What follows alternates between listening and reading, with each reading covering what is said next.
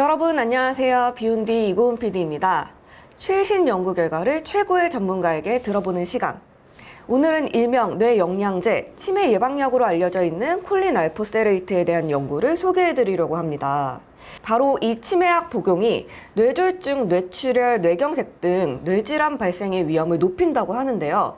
국내 연구팀에 의해 그 연관성이 밝혀졌습니다. 이 연구는 미국 의학협회의 국제학술지 자마 네트워크 오픈에 게재되었습니다. 그 내용은 무엇이고 주의해야 할 사항은 무엇인지 서울대학교 가정의학과 이경실 교수님을 만나 이야기 나누어 보도록 하겠습니다. 교수님 안녕하세요. 네, 안녕하세요. 저는 서울대학교 병원 가정의학과 그리고 건강증진센터에서 근무하고 있는 조교수 이경실이라고 합니다. 저는 서울대 의대를 졸업했고요. 서울대 의대 오기 전에 서울대학교 식품영양학과에서 석사를 했습니다. 그래서 아무래도 영양과 관련된 건강 관련 연구, 그리고 생활습관 관련된 연구, 이런 분야에 관심을 가지고 계속 연구를 하고 있습니다.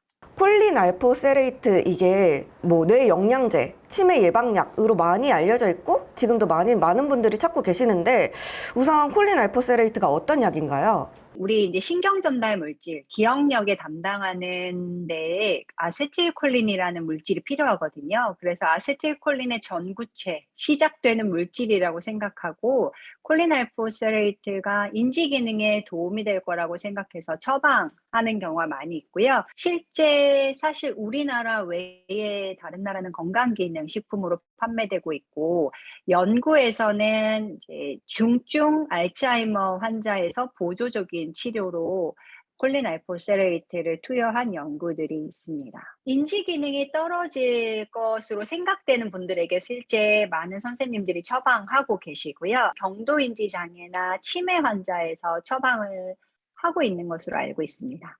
네, 그럼 교수님께서는 어떻게 해서 이 연구를 진행을 하게 되셨을까요? 콜린은 대부분 고기나 생선, 계란 이런 데 많이 들어있거든요. 그래서 실제 인지 기능에 도움이 많이 되고 세포막에 중요한 물질인 거는 맞고요.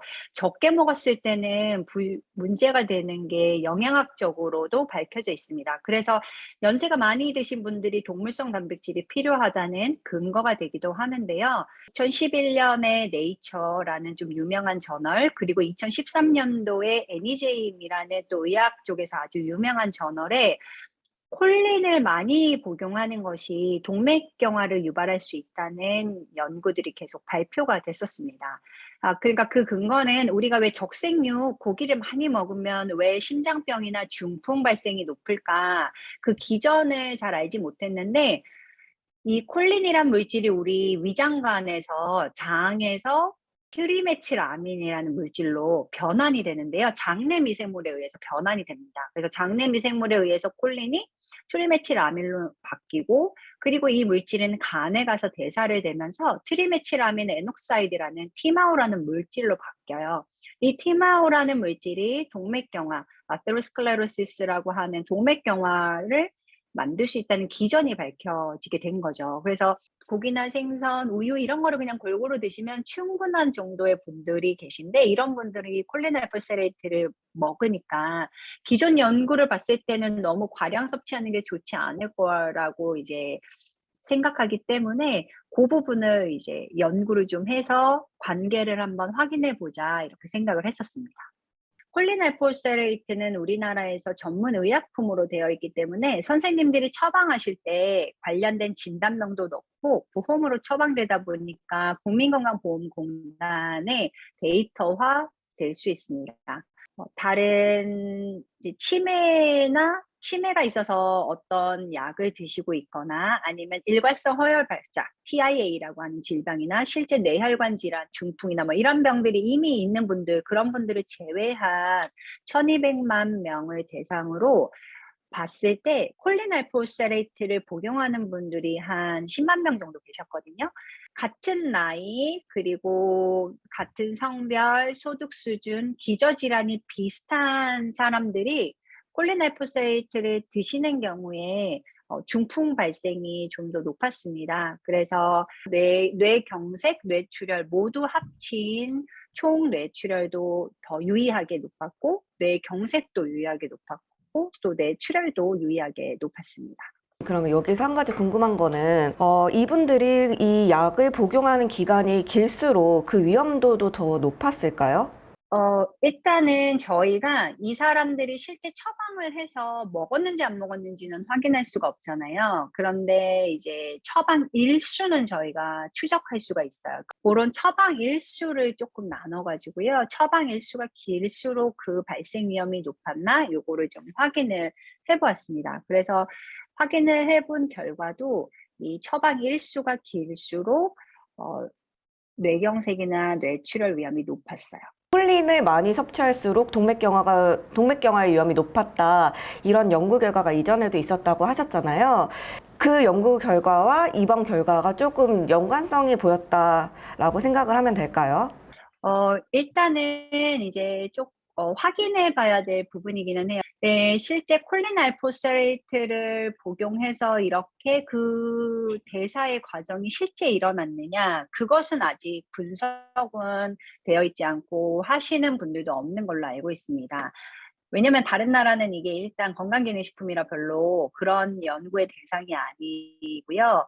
실제 혈액 검사에서 티마오의 농도를 확인해서 뇌출혈이나 뇌경색 관계를 본 연구들은 많이 있어요. 그래서 중국에는 워낙에 또 대규모 연구들이 많기 때문에 많은 분들에게 혈액 검사를 통해서 티마오 수치를 확인하고 그 수치가 높은 사람의 동맥경화가 더 많았다. 이런 연구는 많이 있고요. 하지만 이 티마오가 콜린 알포스레이트 때문에 생긴 건지 아니면 실제 콜린이 많이 들어있는 적색육, 고기나 새우 뭐 이런 것들을 많이 먹어서 그런 건지 이 부분은 이 연구를 통해서는 알 수 없는 게 한계이기는 합니다. 경도 인지 기능 장애, 그러니까 이제 중증 치매가 되기 전에 있는 사람들, 이 사람들을 실제 분석하고 연구해 봤을 때 뇌 속에 아세틸콜린 농도가 부족하냐? 그렇지 않다고 이미 알려져 있어요. 그러니까 실제 내가 치매 약을 먹을 정도의 사람이 아니라면 콜린 알포스레이트를 굳이 드셔가지고 이게 예방이 되냐? 그렇지 않다. 아세틸콜린이 이미 부족하지 않기 때문에요. 그리고 추가로 많이 먹는 바람에 문제가 될 수 있다. 이렇게 말씀드릴 수 있을 것 같고요. 그 기전은 저희는 이제 이전의 연구들을 바탕으로 제시를 한 것이고, 실제 그러면 이 콜린 알포스레이트를 드신 분이 티마오가 많아졌냐? 이건 아직 확인된 바는 아니고 향후에 이제 해야 될 부분이 되겠죠. 이 연구가 조금 저희가 분석하면서 어려웠던 것은 누구나 이렇게 생각할 수 있거든요. 그러니까 중풍에 걸릴 만한 사람이 어쨌든 머리에 문제가 조금이라도 있다고 느끼니까 콜린 알포스레이트 먹은 거 아니야? 이렇게 생각할 수 있어요. 죽거나 뭐 이러는 바람에 아예 잡혀지지 않아서 오히려 콜린 알포스레이트 먹은 사람이 중풍이 더 많이 생기는 거 아니야? 이런 의문을 제기할 수 있어요. 그래서 이제 그런 것들이 아니라는 거를 증명하기 위해서 되게 여러 가지 방법의 분석을 저희가 쭉 했고, 그 덕분에 이제 조금 미국에서도 의미 있는 저널에 실린 것 같아요. 이제 콜린 성분이 이제 말씀해주신 대로 음식에도 많이 함유가 되어 있고, 뭐 해외에서 직구로 건강기능식품으로 구매를 해서 드시는 분들도 많은 것으로 알고 있어요. 근데 이런 분들에게 각별한 주의가 필요할 것 같은데 마지막으로 당부해 주실 말씀이 있으시면 부탁드릴게요. 일단 첫 번째는요, 한 가지 말씀드리고 싶은 거는 미국에서 이제 우리 흔히 이제 콜린 알포스레이트라고 하는 약이 미국이나 유럽에서는 알파 GPC라는 이름으로 판매가 되고 있거든요.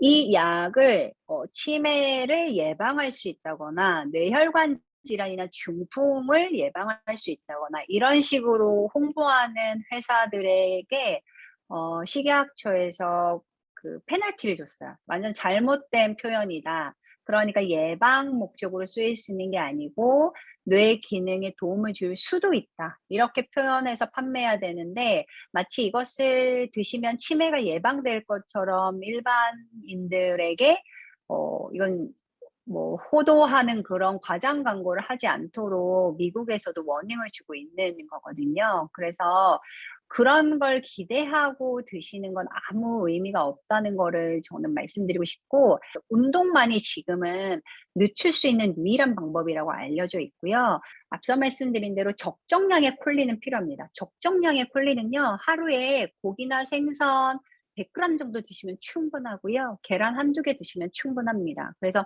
그럼 이게 더 좋은 게 콜린뿐만 아니라 단백질도 섭취할 수 있기 때문에 근육도 보호할 수 있고, 이게 더 치매로부터 멀어지는 방법이지, 어떤 하나의 특정 물질을 농축한 걸 드신다?